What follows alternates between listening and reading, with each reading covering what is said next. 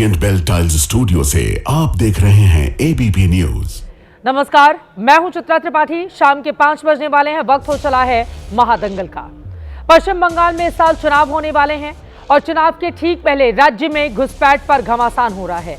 बंगाल चुनाव में तकरीबन 3 महीने का वक्त बाकी है, लेकिन इन सब के बीच केंद्रीय गृह मंत्री अमित शाह ने आज ममता बनर्जी के गढ़ से उन्हें चुनौती दी और साफ साफ कहा कि पश्चिम बंगाल में ममता बनर्जी की निगरानी में घुसपैठ हो रही है, लेकिन हमारी सरकार आई तो घुसपैठिया तो छोड़िए, परिंदा भी पर नहीं मार पाएगा। अब तक ये माना जा रहा था कि पश्चिम बंगाल में चुनाव का सबसे बड़ा मुद्दा मस्जिद, मंदिर या फिर मतुआ समुदाय होगा, लेकिन आज एजेंडा घुसपैठियों की ओर आगे बढ़ चुका है। पश्चिम बंगाल में बढ़ती घुसपैठ को आधार बनाकर आज गृह मंत्री अमित शाह ने मुख्यमंत्री ममता बनर्जी से 4 सवाल पूछे हैं। उन्होंने कहा कि आपकी सरकार बॉर्डर पर फेंसिंग के लिए जगह क्यों नहीं दे रही है? घुसपैठिया गांव में घुसता है तो उस पर एक्शन क्यों नहीं लिया जाता? आपकी सरकार घुसपैठियों को वापस क्यों नहीं भेज रही? बंगाल की तरह कश्मीर, असम, त्रिपुरा के बॉर्डर पर घुसपैठ क्यों नहीं? तो क्या पश्चिम बंगाल में सियासी फायदे के लिए घुसपैठियों को पनाह दी जा रही है? सवाल यह भी है, क्या वोट बैंक की राजनीति के लिए पश्चिम बंगाल की सुरक्षा को दांव पर लगाया जा रहा है? अमित शाह के आरोपों से निकले तो उन सवाल का जवाब ममता बनर्जी ने भी सवालों में ही दाग दिया। ममता दीदी की ओर से पूछा गया, अगर घुसपैठ सिर्फ पश्चिम बंगाल में हो रही है तो जो पहलगाम से आए थे, पहलगाम में पहुंचे थे, वो लोग कौन थे? अगर घुसपैठ सिर्फ पश्चिम बंगाल में हो रही है तो दिल्ली में जो आतंकी घटना हुई उसके पीछे कौन था? उन्होंने कहा कि अगर फेंसिंग के लिए जमीन नहीं दी गई तो तारकेश्वर, रानीगंज और जमुरिया में जो जमीन दी गई वो क्या थी? अब सवाल यह है, जो मुद्दा देश की सुरक्षा से जुड़ा हुआ है उसे सिर्फ सियासी बयानबाजी के भरोसे क्या छोड़ा जा सकता है? आंकड़े बताते हैं कि भारत बांग्लादेश की सीमा पर घुसपैठ साल दर साल बढ़ती जा रही है और ऐसे समय में जब बांग्लादेश में हिंदुओं के खिलाफ हिंसा हो रही है, वहां पर भारत विरोधी ताकतें मौजूदगी दर्ज कराते हुए मजबूत होती जा रही हैं। तब क्या सीमा सुरक्षा के मुद्दे को सिर्फ सियासी वार पलटवार के भरोसे छोड़ा जा सकता है? ये सवाल सियासत का नहीं, देश की सुरक्षा से जुड़ा हुआ है। इसीलिए महादंगल में आज पूछना जरूरी है, बंगाल में ममता सरकार क्या घुसपैठ है इसका आधार? क्या सियासी फायदे के लिए बंगाल में घुसपैठियों पर ममता दिखाई जा रही है? और सबसे बड़ा सवाल यह है, क्या वोट के लिए देश की सुरक्षा से किया जा रहा है समझौता? कई ऐसे मुद्दे हैं जिसको लेकर करने वाले हैं बड़ी चर्चा, लेकिन उसके पहले इस पर जुबानी जंग कैसे हुई है वो सुनिए।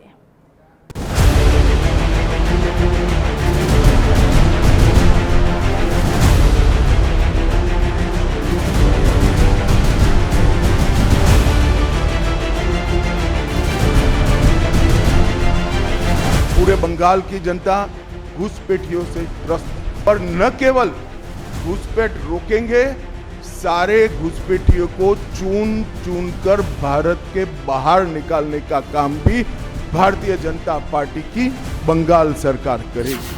बड़ बड़ कथा, मिथ्ये कथा, बांग्लाয় শুধু অনুপ্রবেশকারী। পহেলগাঁও তাহলে কি আপনারা করলেন? দিল্লিতে কিছুদিন আগে যে ঘটনা ঘটে গেল, অনুপ্রবেশকারী বাংলা ছাড়া কোথাও নেই, তাহলে কি আপনারা করলেন? आप फेलियर है, आप होम मिनिस्टर है, आपका बीएसएफ है। घुसपैठियों के प्रति, आतंकियों के प्रति, नक्सली, हमारे माननीय गृह मंत्री अमित शाह जी बहुत गंभीर हैं। तो वो कह रहे हैं कि घुसपैठिए बाहर होंगे तो वो होंगे। मैं तो पूछना चाहूँगा कि बिहार में कितने घुसपैठिए पकड़े गए, झारखंड में कितने घुसपैठिए पकड़े गए? इन बातों का अगर वो जवाब दे तो ज़्यादा वाजिब होगा। जहाँ कहीं जिस राज्य में चुनाव होता है, अमित शाह जी घुसपैठिए का मुद्दा उठाते हैं। अब चुनाव हो रहा है आसाम और बंगाल में, तो घुसपैठिए की खोज करने गए हैं, वहाँ भी घुसपैठिए मिलेंगे नहीं।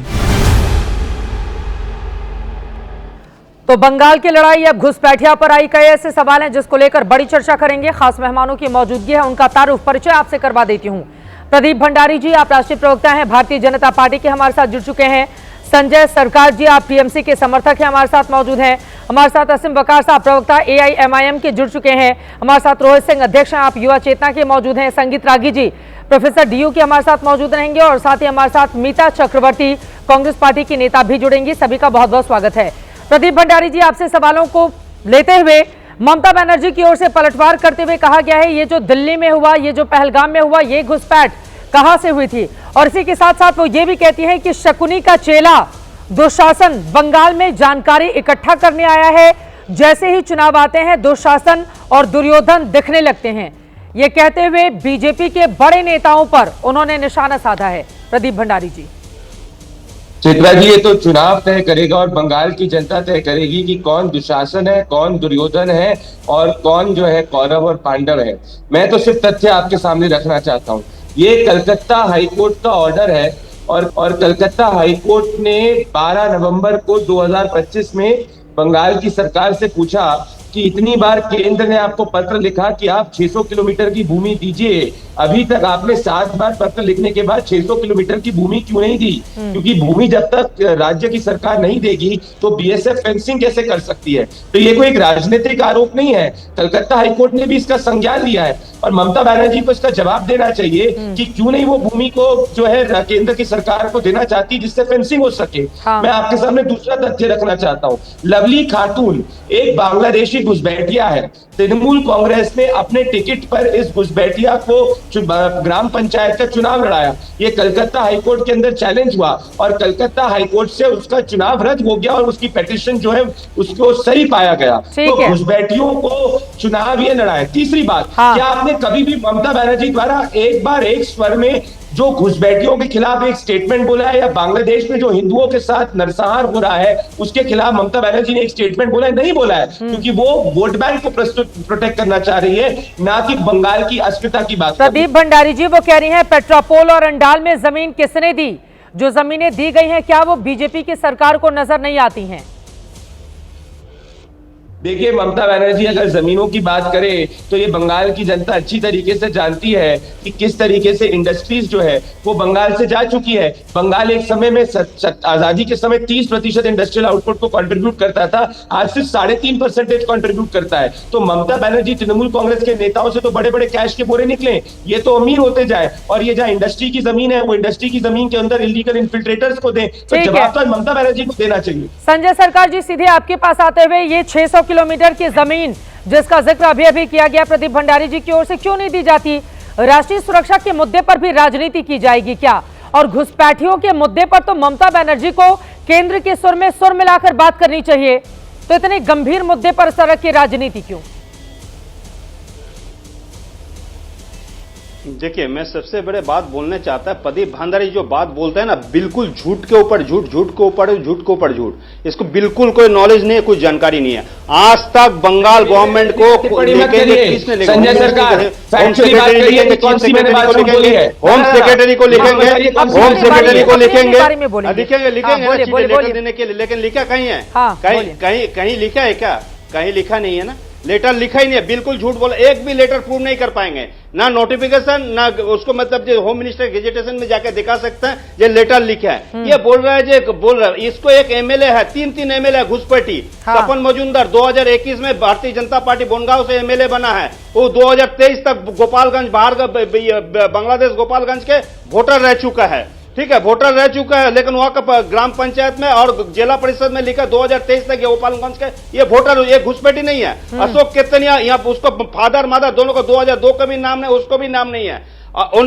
असीम सरकार का नहीं है। 3 विधायक का नाम तो हमने गिना दिया। एनसीआई भी कह रहा है 5 करोड़ घुसपैठी हिंदुस्तान के अंदर बंगाल में। अच्छा, जब भारतीय जनता पार्टी जब चुनाव आता है तो घुसपैठी लेकर घूमते हैं। बीजेपी के नेता बन जा रहे हैं, आपकी सरकार क्या कर रही थी संजय सरकार जी? सुनिए ना, मैं आपको सर जवाब देता हूं। बंगाल गवर्नमेंट का क्या रहता है लॉ एंड ऑर्डर में, लाइन ऑफ कंट्रोल में? लाइन ऑफ कंट्रोल जो रहता है, एलओसी जो रहता है, ये भारतीय गृह मंत्री जी देखते हैं। और गृह मंत्री के अंदर में रहता है बीएसएफ, और बीएसएफ को मॉनिटरिंग करता है आईबी इंटेलिजेंस ब्यूरो और एनआईए नेशनल लगा देंगे वहां पर पश्चिम बंगाल में। वो तो राज्य सरकार को देनी पड़ेगी ना संजय सरकार जी। घुस जाता है। सुनिए ना, मेरे बात सुनिए चित्रा जी, आप बोलने दीजिए। आप प्रदीप भंडारी जैसे बोले तो मेरे को भी बोले। हाँ, लेकिन बोले। आज पहलगांव से घुसपैठी घुस रहा है, पुलवामा से घुसपैठी घुस रहा है, घुसपैठी घुस के खुलेआम आतंकवादी घुस के हत्या करके जा रहा है। ये टोटल फेलियर हो चुके हैं। आज एनसीआई भी बोल रहा है, नेशनल क्राइम इंटेलिजेंस ब्यूरो बोल रहा है 5 करोड़ घुसपैठी हिंदुस्तान के अंदर में है। तो कहां पर है?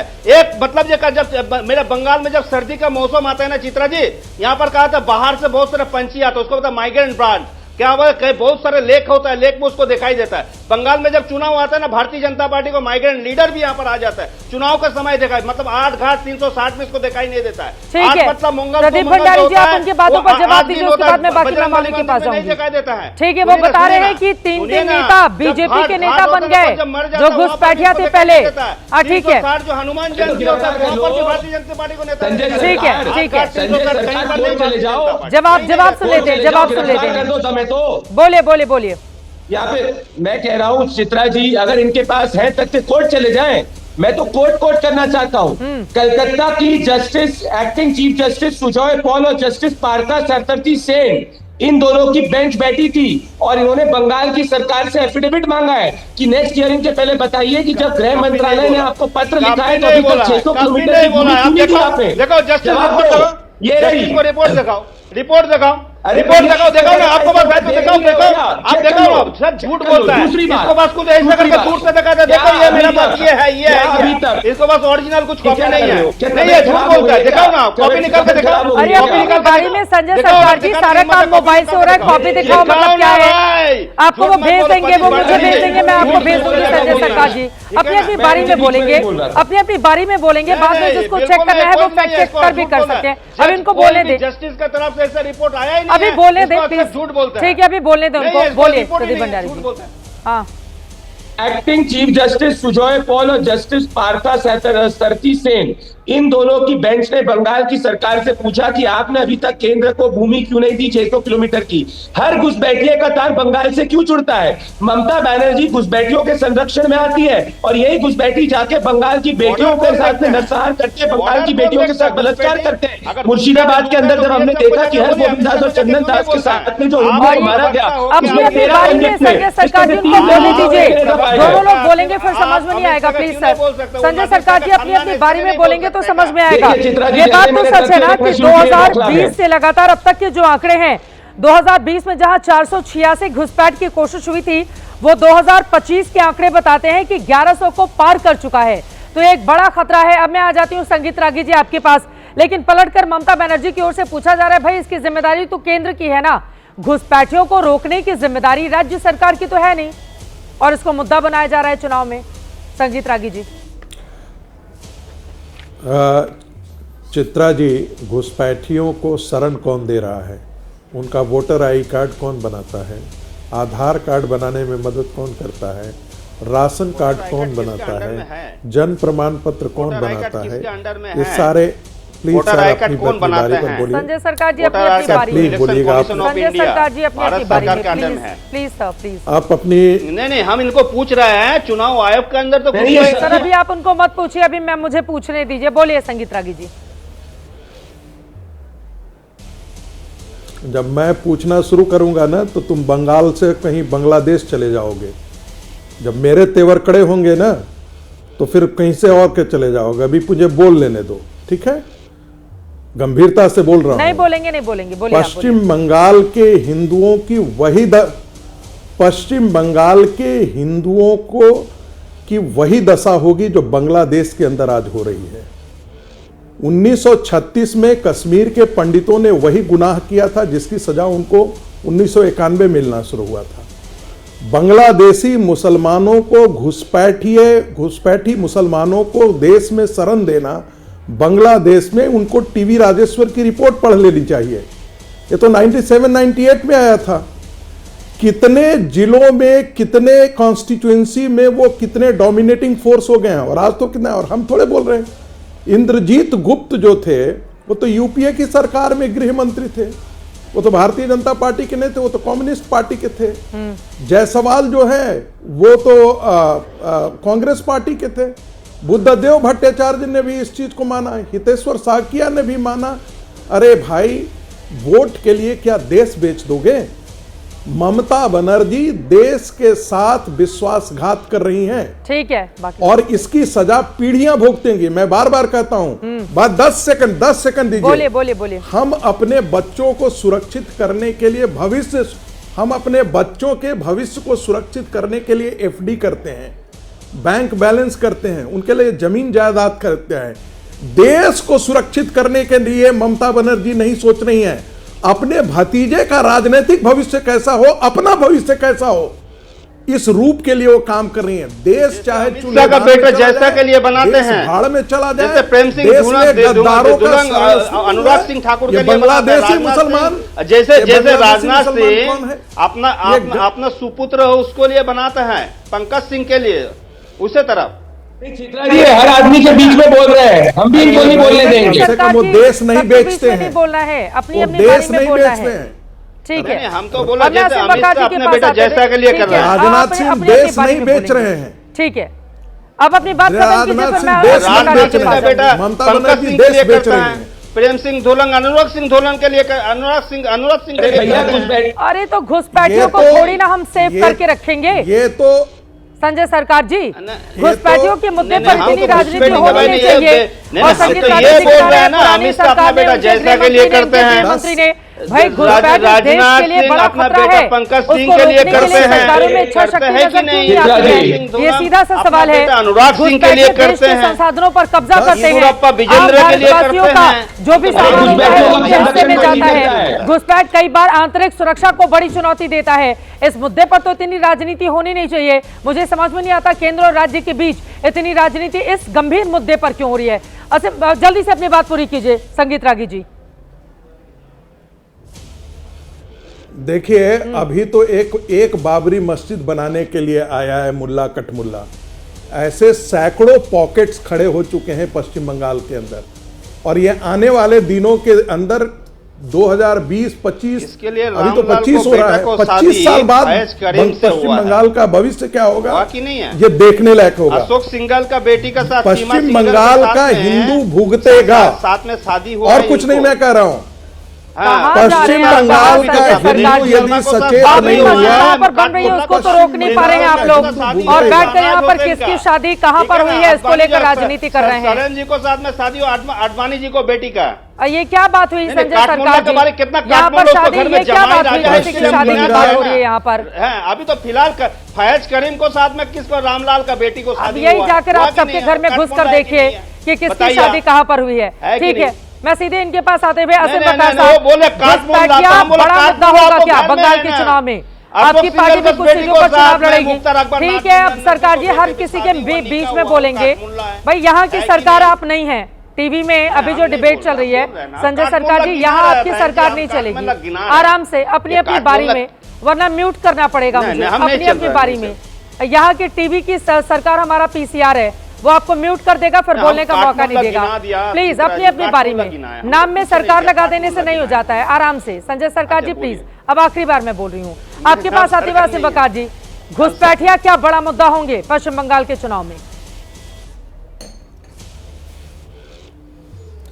देखिए, सबसे पहली बात तो करीब 65-70 लाख वोट यही कहकर बिहार में काटे गए कि घुसपैठिए पकड़े जाएंगे।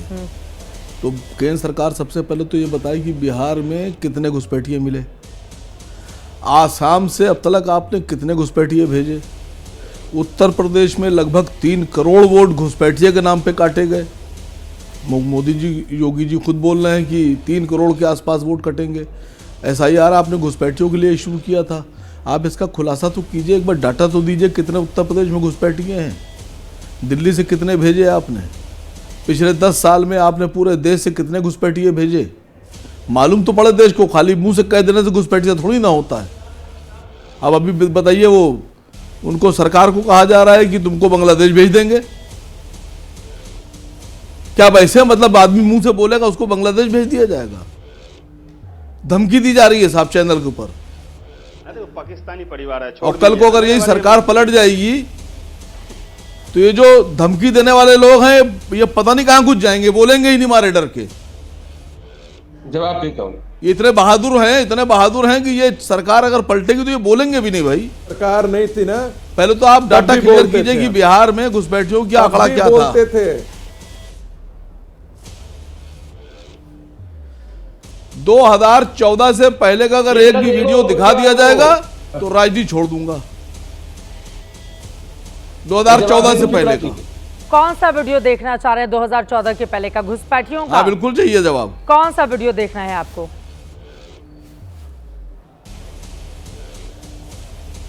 नहीं, ये लोग जो धमकी देते हैं इनका वीडियो देखना है।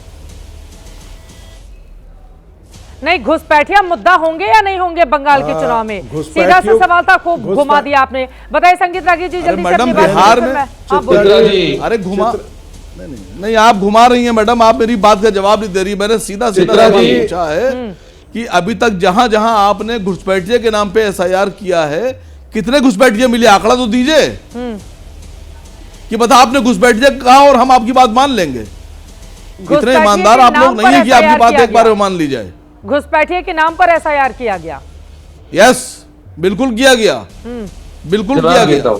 बोलिए बोलिए, आप आंकड़ा दीजिए कितने घुसपैठिये पकड़े आपने? बोलिए संगीत रागी जी, फिर बोलेंगे कांग्रेस के नेता मीता ये चक्रवर्ती जी। सैयद असीम वकार एक काम करो, सुनो ध्यान से, आप एक टिकट कराओ और अपने साथ संजय सरकार का टिकट कराओ।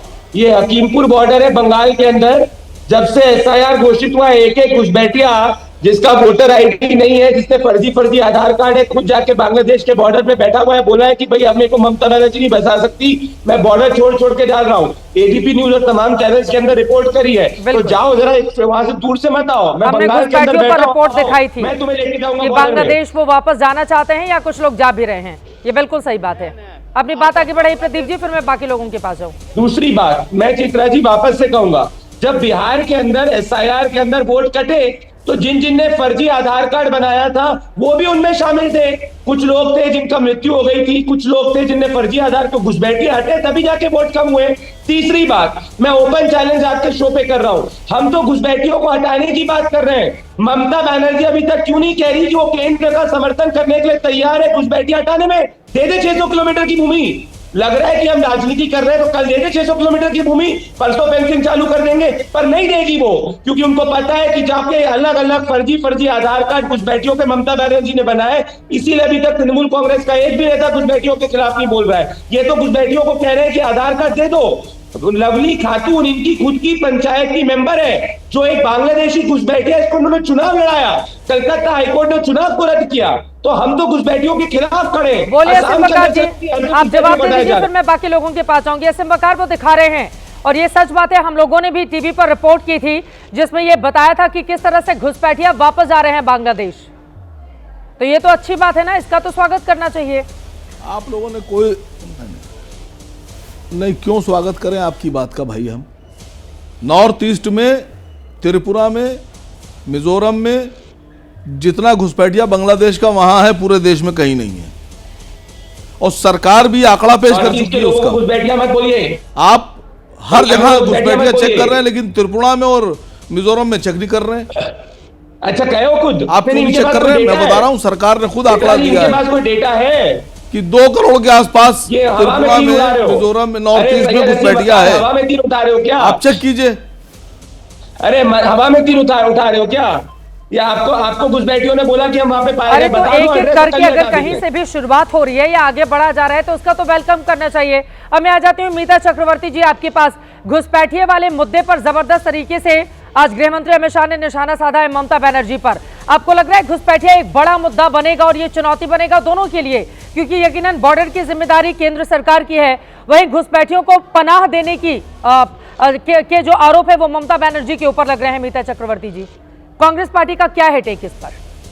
देखिए, घुसपैठिया का जो इशू है वो पॉलिटिकल ऑप्टिक्स का ज्यादा इशू बना के रखे हैं बीजेपी वालों ने, rather than the reality on the ground. जब हम लोग पूछते हैं कि कितने घुसपैठिया मिले, कितने इन्फिल्ट्रेटर्स मिले, तो उसका कोई संख्या तो दिया नहीं जाता। कल तो पार्लियामेंट में ये भी बताया गया है होम मिनिस्ट्री की तरफ से कि ये संख्या, ये नंबर देना अभी उचित नहीं होगा। मतलब 58,20,000 वोटर्स डिलीटेड, पर कितने घुसपैठिया कितने बांग्लादेशी ये पता नहीं। पर शुभेंदु अधिकारी बता देते हैं कि 1 करोड़ 20 लाख बांग्लादेशी है और 1 करोड़ से ज्यादा रोहिंग्या है। तो इलेक्शन का वक्त है, तो कभी बंगाली बांग्लादेशी बन जाते हैं, तो कभी बंगाली जो है वो रोहिंग्या बन जाते हैं इलेक्शन के पहले। इलेक्शन के बाद हम लोग फिर से बंगाली बन जाएंगे। दूसरी बात, मैं अमित शाह जी को धन्यवाद देना चाहती हूँ। पूछिए क्यों? क्योंकि आज अमित शाह जी ने आके जो प्रेस कॉन्फ्रेंस किया उनमें वो साफ बताया कि कांग्रेस की लेगेसी जो है बंगाल में कांग्रेस के जमाने में बंगाल का जो एवरेज अर्निंग था वो average earning national average earning से ज्यादा है। ये क्या सच नहीं कि डॉक्टर बीसी और ममता बनर्जी और कम्युनिस्ट हमारे ने यहाँ पर कर दिया। दुर्गापुर स्टील प्लांट से मीता चक्रवर्ती जी, IIM से आपने कम्युनिस्टों ने और ममता बनर्जी ने मिलकर 70 सालों के अंदर जो 30% बंगाल इंडस्ट्रियल आउटपुट को कंट्रीब्यूट करता था 3.5% में लाके छोड़ दिया। जो रिवर फूड बिजनेस में टॉप पे था 20वें स्थान पे लाके छोड़ दिया। अपने आप क्यों क्रॉस टॉकिंग? इस तरह से तो कोई डिबेट नहीं हो सकता। बारे में अपनी इस तरह से तो कोई डिबेट नहीं हो सकता। मीता चक्रवर्ती जी वो कांग्रेस की तारीफ नहीं कर रहे थे, वो कह रहे थे कि अर्थव्यवस्था में अभूतपूर्व गिरावट आई है, उद्योग पलायन कर गए हैं, तृणमूल ने भय और हिंसा की राजनीति में वामपंथियों को भी पीछे छोड़ दिया। उन्होंने कहा कि बंगाल की जनता ने कांग्रेस, वामपंथी और तृणमूल को शासन के अवसर दिए, लेकिन बंगाल का विकास नहीं कर पाए ये तीनों दल अलग अलग वक्त पर। नहीं, उन्होंने तो बहुत तारीफ किया कांग्रेस की। उन्होंने ये बताया कि कांग्रेस के वक्त बंगाल की जो एवरेज अर्निंग था वो नेशनल एवरेज से ज्यादा था। दुर्गापुर स्टील प्लांट हो, हल्दिया पोर्ट हो, कलकत्ता की IIM हो, IIT खड़गपुर हो, अर्बन प्लानिंग हो, कल्याणी की टाउनशिप हो, वो सारे तमाम अर्बन प्लानिंग जवाब देता हूं, कांग्रेस के वक्त हुआ था बंगाल में। और अभी जो ये टोपी तिलक का राजनीति चल रहा है, जब कभी बंगाली जवाब देना चाहूंगा, कभी बंगाली बांग्लादेशी बन जाता है, ये सिर्फ पॉलिटिक्स ऑफ ऑप्टिक्स है, ये सिर्फ दिखाने के लिए है। ठीक है, प्रदीप भंडारी जी बोलिए, 10 सेकंड बोलिए। सुप्रीम कोर्ट क्यों नहीं इंटरवीन करते? वो कह रहे हैं कि गृह मंत्री ने कांग्रेस के शासन की तारीफ की है। क्या हमारी नेशनल गवर्नमेंट ये फेंसिंग के लिए जमीन के लिए मजबूर नहीं कर पाए? मैं जवाब ले लेती हूँ बीजेपी से, प्रदीप भंडारी जी। चित्रा जी, इनने ढंग से गृह मंत्री अमित शाह जी को सुना नहीं। जब देश आजाद हुआ था तब बंगाल जो है देश की जीडीपी में 10%, साढ़े 10% कंट्रीब्यूट करता था। आज आधा हो गया है। इसमें कांग्रेस, कम्युनिस्ट, तृणमूल कांग्रेस बराबर है। जब देश आजाद हुआ था तब बंगाल का जीडीपी कंट्रीब्यूशन इंडस्ट्रियल आउटपुट में 30% से ज्यादा था। कांग्रेस, कम्युनिस्ट और तृणमूल कांग्रेस से मिलाकर 3.5% पे छोड़ दिया। आज जब देश आजाद हुआ था, जब बंगाल में सबसे ज्यादा महिलाओं के प्रति जो के खिलाफ क्राइम होता था उसमें कन्विक्शन रेट सबसे ज्यादा था। कांग्रेस, कम्युनिस्ट और तृणमूल कांग्रेस ने महिलाओं का कन्विक्शन रेट क्राइम्स में सबसे कम बंगाल को छोड़ दिया। जब देश आजाद हुआ था, जब महाराष्ट्र से ज्यादा जीडीपी बंगाल की थी per capita income, Congress, communist, Trinamool Congress ने आधी कर दी। ये सच्चाई है। मैं वापस से कहूंगा, कोई भी महिलाओं के खिलाफ हुए क्राइम के अंदर हंसानी रेप केस हो गया, अधिकार हो गया, हमेशा महिलाओं के खिलाफ क्राइम करने वाला व्यक्ति तृणमूल कांग्रेस का गुंडा क्यों पाया जाता है? शेख शाहजहां जो तृणमूल कांग्रेस का गुंडा है, ममता बनर्जी के संरक्षण में वो फिटनेस को मरवा देता है। तो जहां पे आम बंगाल की जनता, बंगाल की बेटी सुरक्षित नहीं है, वहां सिर्फ घुसपैठिए सुरक्षित है। और मीता चक्रवर्ती जी, अगर इतनी तृणमूल कांग्रेस से नफरत थी तो क्यों अलायंस किया? क्यों तृणमूल कांग्रेस के साथ में अलायंस किया? पहले जवाब देना चाहिए आपको। तृणमूल कांग्रेस ने मौका ही कहा दिया कांग्रेस पार्टी को अलायंस करने का? प्रदीप जी, ममता बनर्जी ने भाव ही नहीं दिया कांग्रेस पार्टी को 2021 में कि वो इनके साथ जाकर गठबंधन करें, तभी तो कांग्रेस पार्टी खाता भी नहीं खोल पाई पश्चिम बंगाल में। ये तो सच है ना, दिल्ली के लिए आप लोग गठबंधन कर लेते हैं, बंगाल के लिए तो ममता बनर्जी भाव भी नहीं देती है मीता चक्रवर्ती आप लोगों को। प्लीज बोलिए, आपका खाता भी नहीं खोल पाया 2021 में। 2021 में कांग्रेस और टीएमसी के अंदर कोई गठबंधन नहीं था। कांग्रेस और आईएसएफ पार्टी का गठबंधन था। हम लोग टीएमसी के खिलाफ लड़े थे स्टेट इलेक्शन। पहली बात तो ये ना 2024 में वेस्ट बंगाल के अंदर कांग्रेस और टीएमसी के अंदर कोई एडजस्टमेंट या गठबंधन था। पहली बात तो ये रहा। वैसे चिल्लाएंगे, मैंने आपको इंटरप्ट किया। अपनी अपनी बारी में थैंक यू। पहली बात तो यह है कि वेस्ट बंगाल के अंदर हमारी ना 2021 में कोई गठबंधन था, ना 2024। इनफैक्ट 2011 के बाद से टीएमसी के साथ इंडियन नेशनल कांग्रेस का कोई सीट एडजस्टमेंट किसी भी इलेक्शन में, चाहे वो लोकसभा इलेक्शन हो या विधानसभा की, कोई भी इलेक्शन में हमारे साथ कोई गठबंधन नहीं था। पॉइंट तो रखने दीजिए भाई। टुकरा दिया था पोस्ट इलेक्शन जो कि इतने सारे तमाम दल है जो कॉन्स्टिट्यूशन में यकीन रखते हैं, जो सेक्युलरिज्म में यकीन रखते हैं, वो उस सेक्युलर आइडिया ऑफ इंडिया को प्रोटेक्ट करने के लिए एक प्लेटफॉर्म में था जिसका नाम था इंडिया। चलिए थोड़ा आगे बढ़ते हुए, ये सही बात है पश्चिम बंगाल में गठबंधन नहीं हुआ क्योंकि ममता बनर्जी भाव देने को कांग्रेस को तैयार नहीं थी। ममता बनर्जी को खुद पर ज्यादा भरोसा था, लेकिन जब दिल्ली की बात होती है तो टीएमसी कांग्रेस पार्टी के साथ आकर उसके हाथ को मजबूत करने लग जाती है। ये तो चरित्र है कि हम एक राज्य के भीतर तो आमने सामने लड़ेंगे, लेकिन जब दिल्ली में मोदी को हराने की बारी आएगी तो फिर यहाँ पर गठबंधन कर लेंगे, वहां पर एक दूसरे पर जमकर इशारा साधेंगे, दिल्ली में आकर एक दूसरे की जमकर तारीफ करेंगे। एक ये भी चरित्र है राजनीति का जो अपने आप में बयां करता है कि नेताओं का चाल चरित्र और चेहरा क्या क्या होता है। ठीक है मीता चक्रवर्ती जी, आपकी बात बिल्कुल सही है। रोहित सिंह जी, अब आपके पास आते हुए देखिए, घुसपैठियों का मुद्दा यकीनन केंद्र से ज्यादा जुड़ा हुआ है कि उसको रोक पाने में पूरी कामयाबी नहीं मिल रही है। और रोहित सिंह जी, ममता बनर्जी एक ऐसी नेता है जिनको बार बार चुन रही है पश्चिम बंगाल की जनता, तो क्या घुसपैठियों के मुद्दे पर दीदी को मात दे पाएगी बीजेपी? रोहित सिंह जी। देखिए चित्रा जी, आप लंबे समय से भारतीय पत्रकारिता के मानकों को पूर्ण कर रही हैं। ज्योति बसु जी और वामपंथी दुर्ग का किला टूटा था कि नहीं टूटा था? ममता बनर्जी जी से ज़्यादा लंबा शासन बंगाल की जनता के ऊपर ईस्ट इंडिया कंपनी की तरह मरहूम ज्योति बसु जी ने और कम्युनिस्ट पार्टी के दलों ने किया या नहीं किया? किया ना। ममता बनर्जी जी ने बंगाल की जनता के विश्वास को जीतकर कम्युनिस्ट पार्टी के दुर्ग को तोड़ा कि नहीं तोड़ा? उसी प्रकार बिहार की चुनावी जीत के उपरांत गंगा महारानी देश की सफाई करने के लिए गंगा सागर की ओर बढ़ चुकी हैं और पिछले कई बार के कार्यकाल में ममता बनर्जी जी के द्वारा किए गए कुशासन, भ्रष्टाचार, कदाचार, पापाचार, अनाचार का पिंडदान बंगाल की सम्मानित क्रांतिकारी ऊर्जावान जनता काली माई के खप्पड़ को प्रणाम करके गंगा सागर में पिंडदान के रूप में करने जा रही है। नोट कर लीजिएगा। और मैं बड़े सम्मान के साथ ममता जी के बारे में कहने जा रहा हूँ।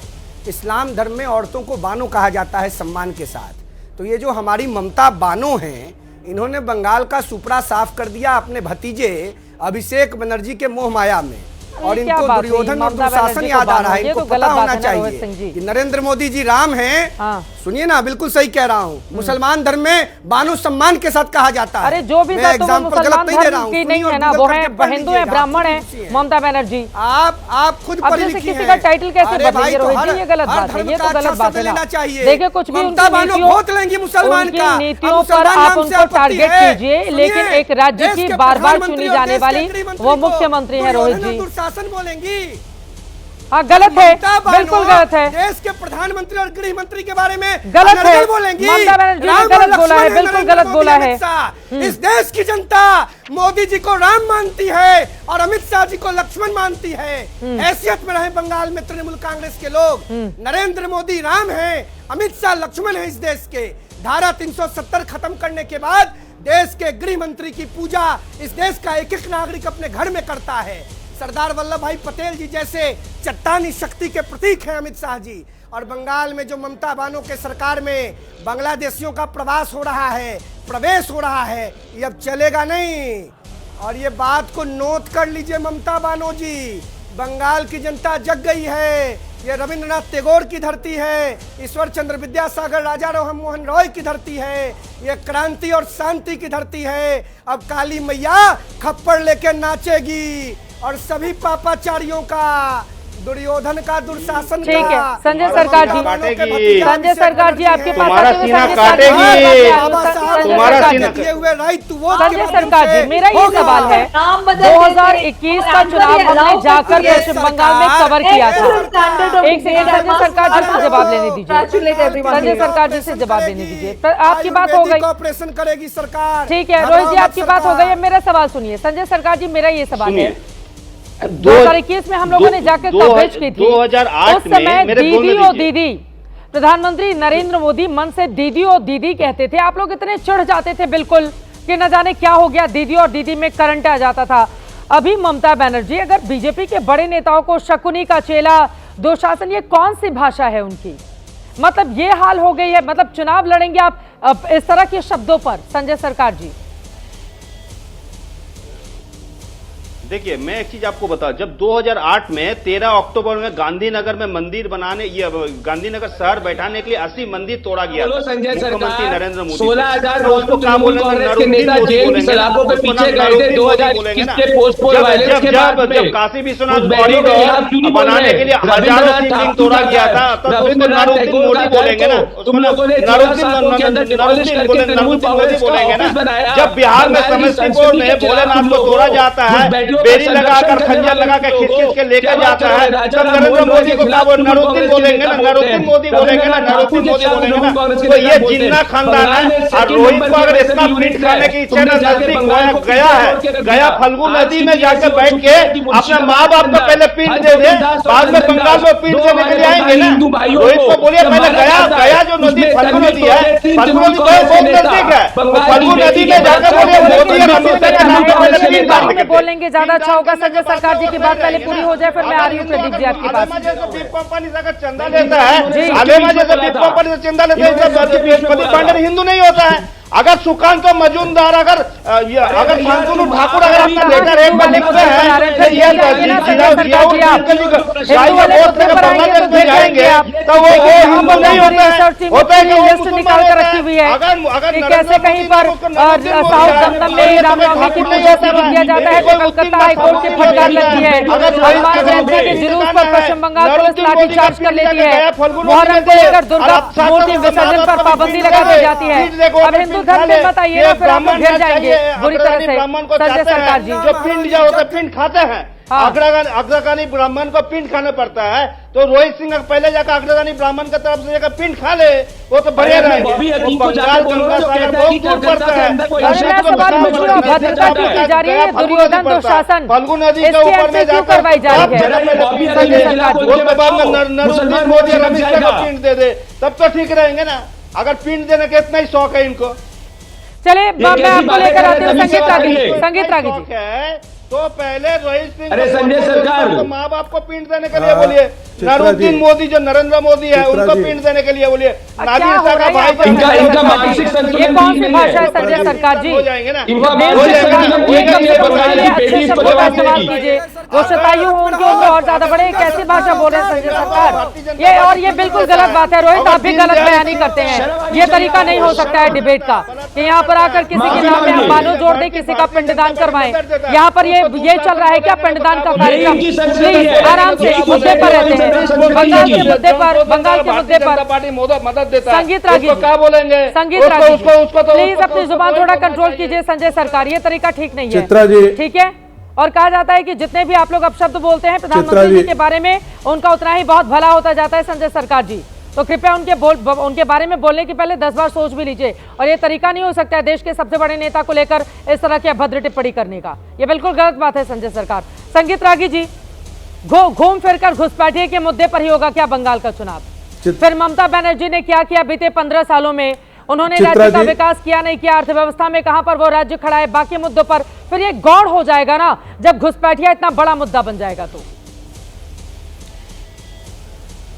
देखिए, दो बातें। पहली बात करूं, भारतीय जनता पार्टी 2019, 21 और 24 3 चुनाव लड़ चुकी है। 19 में लोकसभा, 21 में विधानसभा और 24 में फिर लोकसभा।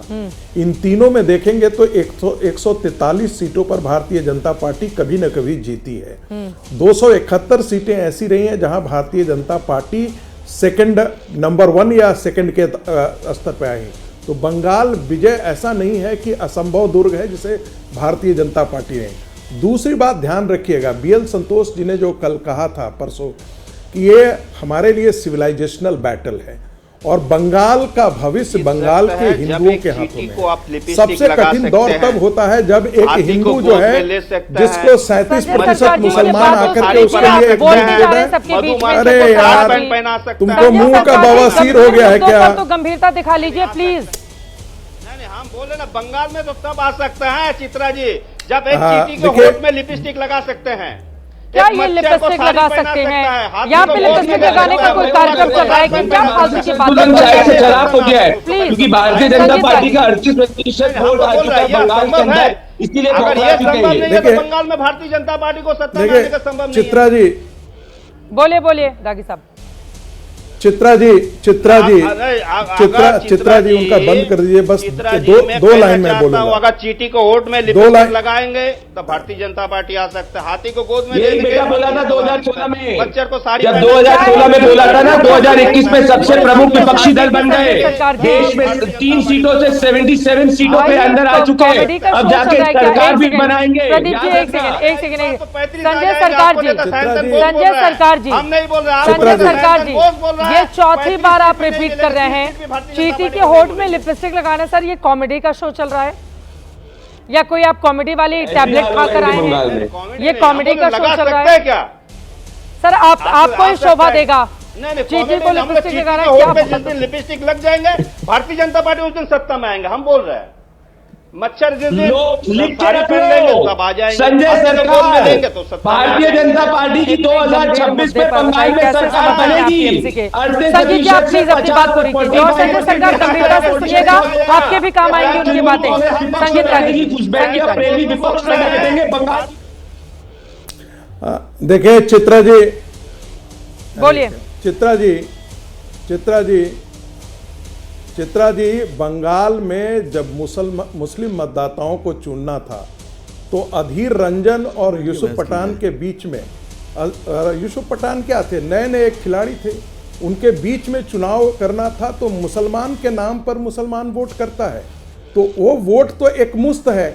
ये देखना दिलचस्प होगा क्योंकि बंगाल के हिंदू किस तरह के काम करते हैं, या क्या वो चाहते हैं कि बंगाल आने वाले दिनों में घुसपैठियों के कारण बांग्लादेश बन जाए, या वो इसकी सुरक्षा चाहते हैं। भविष्य तो बंगाल के हिंदुओं को तय करना है कि वो अपनी सभ्यता को बचाना चाहते हैं या सभ्यता को मलेच्छों के हाथ में सुपुर्द कर देना चाहते हैं। निर्णय उनके हाथों में है। बंगला वोट देने से पहले वो बांग्लादेश की एक बार तस्वीर जरूर देखें।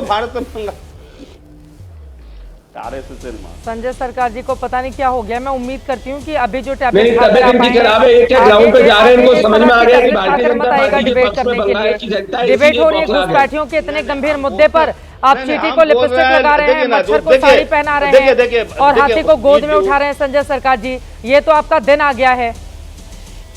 ये अगर संभव होगा तो भारतीय जनता पार्टी में संभव बंगाल में आ सकता है। अरे वो 2016 में 3 से 77 सीटों पर चली गई, 2021 में सीट हो गए। आपको नजर क्या आज की तारीख में लीड 2024 के लोकसभा चुनाव वो बोल रहे बंगाल में तो अभी सत्ता तो बहुत ठीक है। असीम बकार जी एक आखिरी क्लोजिंग कमेंट आपसे। आपने बड़ी कोशिश की थी इंडिया गठबंधन से बिहार में कम से कम गठबंधन हो जाए, तो यहाँ पर लड़ाई आपकी बड़ी बीजेपी से है, तो ममता बनर्जी से गठबंधन के लिए पार्टी बढ़ेगी क्या आगे? असीम बकार जी।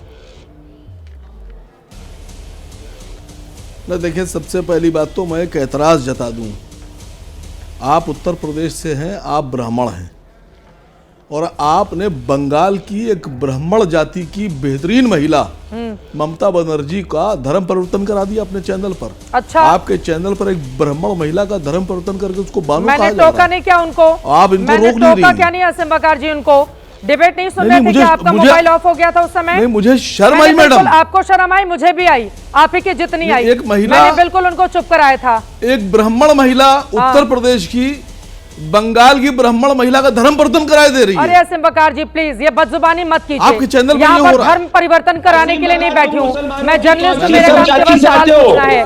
क्या काम हो रहा था? क्या शरीफ आदमी हूँ। आप भी असीम बकार जी रोना धोना बंद कर दीजिए। मैंने बिल्कुल, मुझे आपत्ति है इस बात। मैडम मैं तो शरीफ आदमी हूँ, मैं तो कुछ कहा ही नहीं। मैंने बीजेपी की लड़ाई होगी, वो लोग आपस में लड़े। आप आपत्ति कीजिए, आपको रोहित सिंह उन्होंने कई बार पश्चिम बंगाल में आपको करना चाहिए थी रोहित सिंह पर। बकार जी एक सेकंड, मैंने बिल्कुल ऑब्जेक्शन किया था। अब मैंने पूछा आप जाकर उनसे गठबंधन करेंगे नहीं करेंगे बकार साहब? बुड़बक समझते हैं मुसलमानों को आप लोग। ममता बानो का दिया तो क्या हो गया? इससे बाहर चली गई क्या ममता? अगर कोई ब्राह्मण, आप तमाम मेहमानों का बहुत धन्यवाद हमारे साथ चर्चा का हिस्सा बनने के लिए। घुसपैठिया एक बड़ा मुद्दा है, इस मुद्दे पर राज्य और केंद्र दोनों ही सरकारों को कम से कम राजनीति नहीं करनी चाहिए। लेकिन ऐसा लग रहा है कि जैसे जैसे चुनावी तारीख जो 3 महीने के बाद पश्चिम बंगाल में होने जा रहे हैं, जैसे तारीख नजदीक आएगी घुसपैठिए का मुद्दा और ज्यादा बढ़ेगा और दोनों ही पार्टियों की ओर से अपने अपने दावे का दम दिखाया जाएगा। लेकिन इन सब के बीच कांग्रेस पार्टी, लेफ्ट जैसी पार्टियां कहां पर रहेंगी? नई नवेली AIMIM किस तरह का गुल वहां पर खिलाएगी? आगे की परिस्थिति क्या बनी रहेगी? किन मुद्दों पर होंगे चुनाव? इस पर लगातार ABP न्यूज अपनी नजर बनाए रखेगा।